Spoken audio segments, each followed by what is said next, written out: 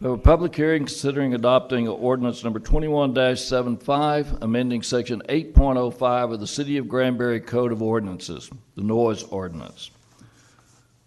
Mr. Kaufman. You bet. I'd like to introduce our Deputy City Manager, Michael Ross, to tell us about where we started, what we've done, how we got here, and what it looks like moving forward with this ordinance. Thank you, Mayor, Council, City Manager. As you may recall, we brought this proposed ordinance to you for the first time on December 7th, and you asked that we spend some more time working with the affected businesses and to bring back an ordinance at today's council meeting, which we are doing. Since that December council meeting, we have had multiple meetings and several conversations and emails to clarify points in the ordinance that were important to the music venues and HDMA. The significant changes made since December are the following. We decided it was clearer to create a single property description. Instead of separating business from residential, there was hardly any difference. There was only a 5 decibel level difference, and so we just combined, it's all real property, business or commercial or residential. Makes it much easier for the police department and enforcement to determine it's either in violation or it's not. It doesn't matter if that's a bed and breakfast, is that residential or commercial, or what's the use. We better define what public right-of-way is now from a sound measurement perspective. It was a little vague in how and where public right-of-way stopped and started. Now it's the street right-of-way. And if there's an alley or some other place that music is emanating from, we go to the street right-of-way to take that measurement, which is where you're going to find impacted properties anyway. And we clarify where the sound is to be measured, which is, again, within the public right-of-way in proximity to that business. All of this being said, we believe this ordinance strikes the balance needed for both the music venues and the residential properties, and we recommend approval. And I'm happy to go into, as you know, we've worked on this for a year. My speech last time, it's been a very deliberative process, public meetings, and we created the task force of the police chief, the executive director of tourism, Tammy, myself, and Kira, and worked through this whole thing as a group.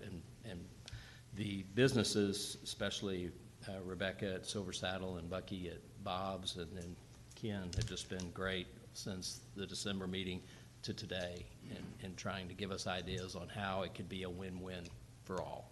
And we thank them for that. Great. Before I ask the council to speak, Mrs. Rebecca Meadows has asked to speak on this, and Mr. Ken Hackett is coming up right behind her. Ms. Meadows? Oh, yes. And at this point, I open the public hearing on item 7.1.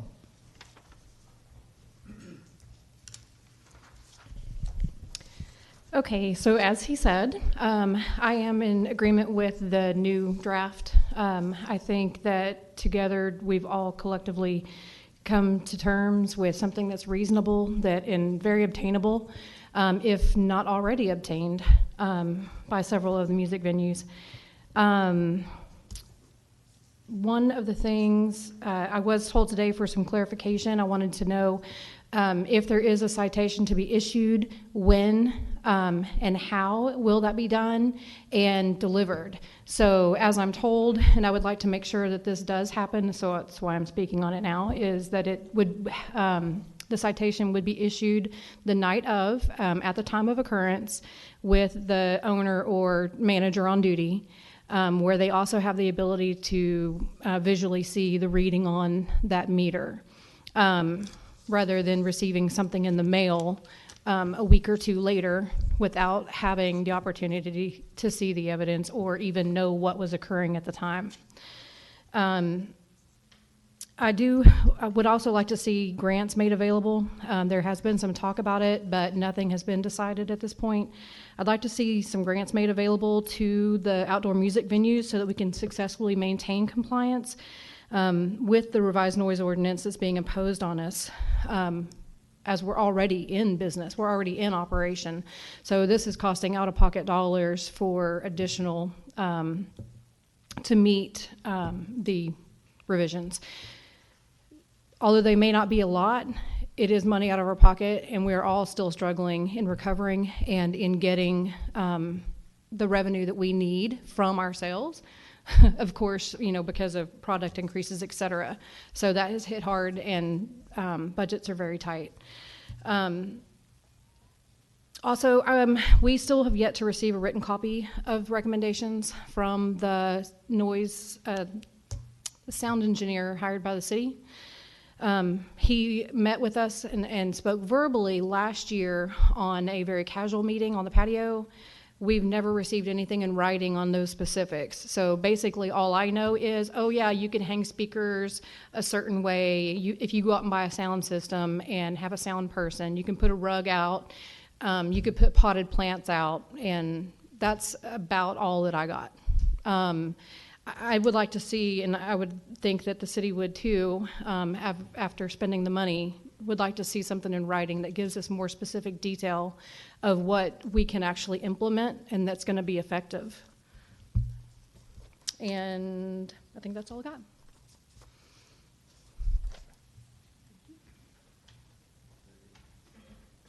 Thank you. Mr. Hackett?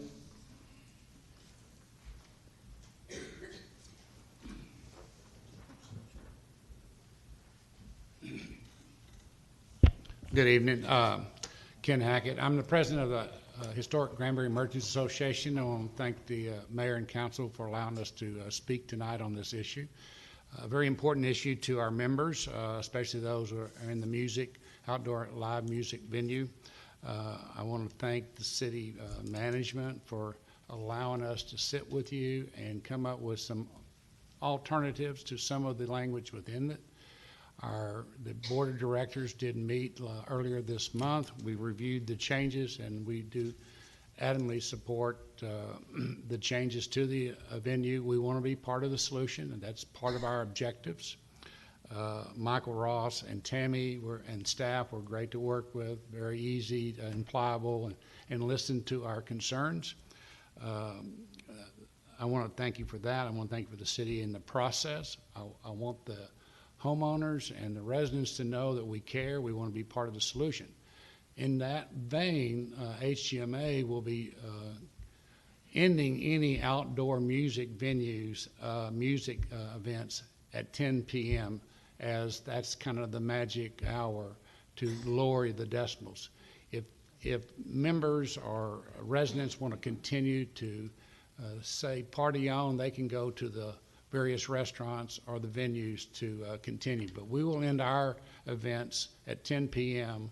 when the daylight time hours end. And hopefully will lead by example.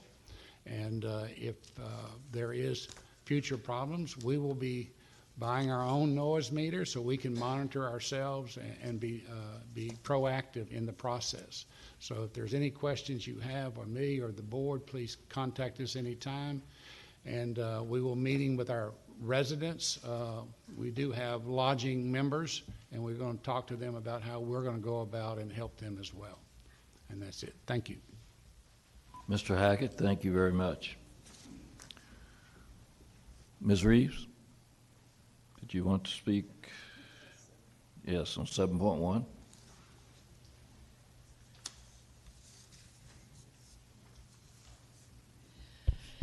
Good evening. Thank you for letting me speak. My name is Carolyn Reeves. I own the Artifact Loft. I purchased early last year, and we're doing pretty good until the noise got really loud, and my guests started calling me and complaining at night that the music was in the Airbnb with them. They could not sleep. This again, I've had at least a dozen reviews on my Airbnb saying that although this is a great Airbnb on the square, with the noise being so loud and like it's in the room with you, that I wouldn't recommend it. So I have lost business because of this. I tried to just go along to get along and not really complain, but I also need to make an earning and make back what I have purchased. And so my customers go to, go to the bars on the square, but there's a point where when it is in the room with my customers, is what they said, the band was in the room with them, that they said they just could not handle it. So I appreciate y'all working and trying to be fair with all of us, with the noise ordinance. The other thing was I had a business person staying in there on a Tuesday night, and I didn't realize there was music that night, and they called me and wanted their money back and said it's unacceptable noise, and I have to go to work the next day. So that was a kind of a surprise to me. So I can't afford to keep reimbursing my customers when they want to leave in the middle of the night because of the noise. So again, I appreciate you working together. I want to work with the bars. That's part of what they come to Granbury for, but there's a point of it's just too much. But I appreciate it. Thank you very much. Thank you, Ms. Reeves. Council, comments, questions? Mr. Moore, anyone? I'll just make a quick comment, Yes. Mayor. I just want to say thank you to both the business owners and to Michael and to the residents who were having complaints on their properties about the noise.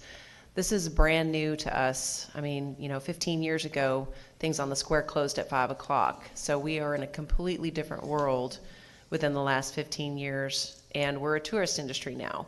And there's a balance there. There's a balance to everything. So I greatly appreciate everybody's patience. I know it's taken a long time, but this needed to happen, and it needed to be done correctly. And I appreciate all the work that went into this. So thank you. Thank you. It's certainly a team effort, but thank you. And I will close the public hearing now. But Mr. Mayor, Corrigan? did have one thing to add, if I could. Yes. It was pointed out that we have a strike that did not occur, and on section 8.05.003, where it talks about maximum permissible sound levels. We basically have the same sentence twice. So just to let you know, we'll be crossing out the duplicate, and just wanted to point that out as you consider the ordinance. Thank you. Would you repeat, that's 8? 8.05.003, maximum permissible sound levels at the top there. Okay, I It see. says beyond the property lines of the property on which the sound source is located, and then it also says in the new part, beyond the point of measurement as defined in 8.05. We want it to just say beyond the point of measurement as defined in 8.05.003 and strike that other beyond above that, which we'll do, but just wanted full disclosure to point that out to council. Thank you. And thank you, Rebecca, for catching that. Okay. Mayor. Mr. Corrigan? Overall, I like the ordinance. I'm glad that you guys were all able to work together and get that figured out. For us up here, it makes it a lot easier to make a decision when we know that while everyone may not be 100% happy with what's going forward, at least it's a compromise and we can enjoy it together. So I did have two things that I wanted more of a clarification on. One of the things that was talked about last time was putting in language that says that the businesses could operate under different standards on holidays and things like that. And I didn't see that specifically in here, so did I miss it? Or how are y'all addressing that? It got a lot of conversation, and the more we talked about it, and certainly the venues were interested in that, but the more we talked about it, special permitted events and other like HDMA events are all going to end at 10 p.m.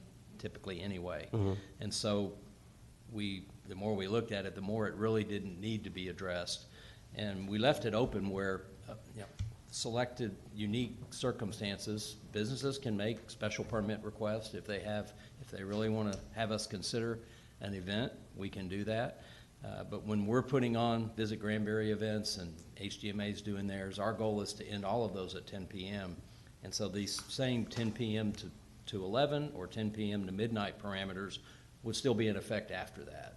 And so that's when what we've heard from residents is they'd like to see that volume start coming down, Right. beginning at 10 p.m. And that's what we do till 11 on Sunday through Thursday, and then till midnight on Friday and Saturday. Okay, but they do have the ability to come ask for a permit or If there's for something special unique, occasions? Okay. yes, we certainly want to always work with the businesses. And then the second one was on where the reading was coming from. I appreciate that you guys cleaned up the language a little bit, but I had the question asked to me, does it fix the underlying issue which was brought up initially that says, well, one business has, you know, a 40-foot buffer zone and one business has a 10-foot buffer zone and one business is literally, you know, on the street. So does it, and I'm asking because I didn't understand that specifically and I wasn't in the meetings. How does it fix that with the new language? One of the other things that we did, I should have touched on this, is we actually went out and took measurements New Year's Eve and a couple of other random times on Friday and Saturday nights, that kind of peak hours. And we basically found that depending on where you measured, if you're in the right-of-way at Silver Saddle, they were right at the limit. And the same thing in front of Bob's, they were below the limit, these new proposed limits. As we have other venues, if you have the fuzzy tacos or something, those are unique, you're right. And if they crank it up out on that porch, the police have the ability to measure anywhere in the right-of-way. So they can measure in the sidewalk right in front of that location, or they can say, hey, we're gonna give them the same kind of distance, and they can measure across the street on that sidewalk. That's left to the officer's discretion. And same thing when what used to be the German restaurant opens as a seafood restaurant. We understand they want to have music again. And hopefully that proximity to the residences, we can take our measurements in a way that's consistent and fair to all. I mean, that's the goal. Right. And as others open that are brand new, our goal is going to be to point those out in our development review process and say, we have a noise ordinance, build in your acoustical improvements that you need to do so that you're not impacting your residents and you can comply with this ordinance, because we're going to have less tolerance if it's a brand new place and they knew this existed. Right. And the police have to go out on those. And I'm fine with that. I am not at all concerned about our police department and their judgment, but I would hate to put that on them. And I don't know that there's a way to fix that, but if there's a way to maybe put an and/or, you know, from the right of way or whatever, 30 feet, 40 feet. And I know that's a little cumbersome, but I didn't know if you guys had gotten that deep into the woods or if you had talked about that specifically. We did. And originally, the other thing that was in that last ordinance is it had either they could enter private property with permission of the landowner or public right-of-way. Right. We took out that completely and just said, let's keep it at public right-of-way. We don't want to have to go down alleys and take Right. measurements close to where the music's emanating from. And so we think this language with the public right-of-way is about as good as it gets to try to give them options. Just spoke with Mitch, and if I'm wrong, Mitch, don't shoot me. Yeah, poor choice of words. Hit me. But their goal, obviously, is education and compliance like they do everywhere else. Right.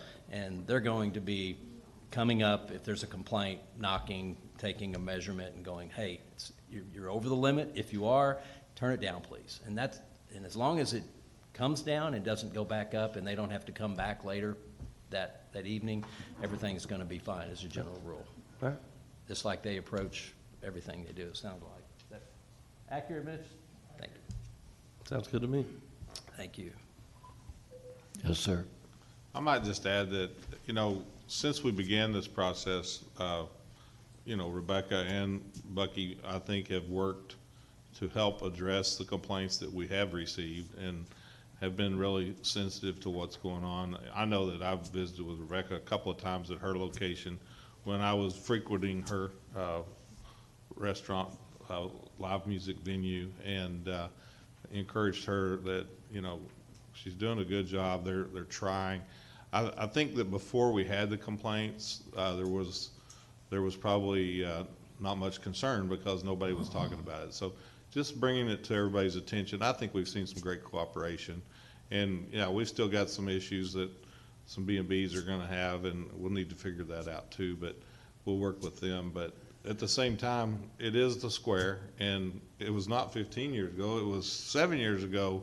I was like, wow, there's nothing open at 5 o'clock, and 5 years ago when I got here. yeah, 5 years when you got here, and so we've come a long way with the venue changing on the square, and of course the B&Bs are there by right; they don't require an SUP on the square, and that's a lively place, and we have live events, and it's those people that rent on the square are going to realize that that's where the activity's at for the weekends, and possibly even sometimes during the holidays during the week. But I got sympathy for everybody involved, whether you're the business owner of the B&B or the live venue. Everybody's striving to try to make a living, and what they don't need is more government interference. But we find ourselves in a position where we're trying to protect everybody and make everybody happy. So it's been a tough job. Thank you for what y'all did.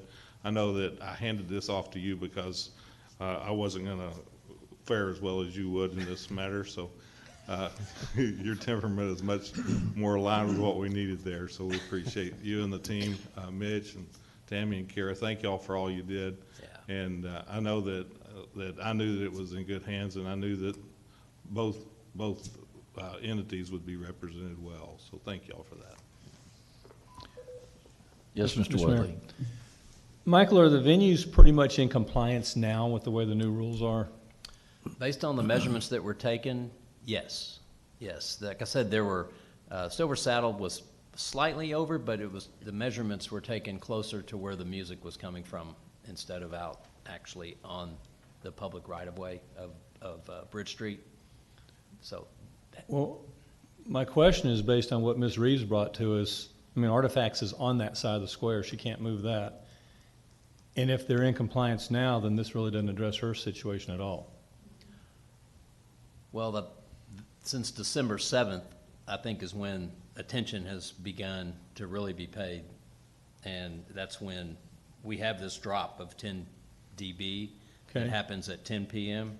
that didn't used to happen up until recently. Ms. Reeves, is it better now? Yes, the last couple of weeks have been,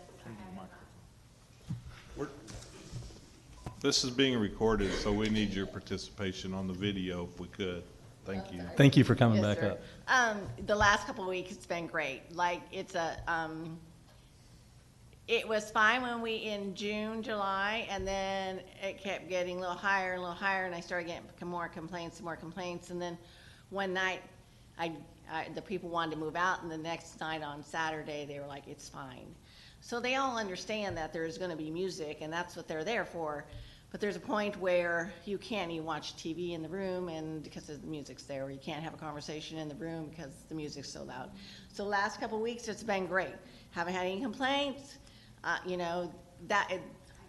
The bars and the music drive my customers there, so it's a win-win. My customers go to the bars, so I don't want it to go away. I just want to work with everybody, and we can all do our business and have a good time. Well, perhaps you could respond to the complaints on your site with that we passed a noise ordinance and it's helping a lot or whatever. I mean, you could use this to your advantage also then. Yes, I will do that, definitely, because I wanted to pick it back up and have more people go to the bars, and we all win. Thank you. Thank you for that. Thank you. Other comments from the council? Questions? Mayor, Yes, Mr. Rodriguez. I'd like to comment that Rebecca has stated, how's our police department going to be citing them? Are they going to be citing them on the spot like she had stated, or is that going to be taken care of? Yes, I asked Mitch that question this evening also when Rebecca mentioned it, and he said that their goal is if they're going to issue a citation, would be to do it that evening to the owner, or if it's clear that there's a manager in charge. I don't know, could that work as well, Mitch? It's typically the owner. Okay. But again, their goal is going to be to come and say, we've got a complaint, or we've just taken measurements. and noticed you're not in compliance, let's get in compliance, turn the volume down, and the work is done for that evening from the police department. Well, according to our, racial profiling, you probably get a written warning or a verbal warning more than a citation, so, it's a good, That's what it's good all about. outcome.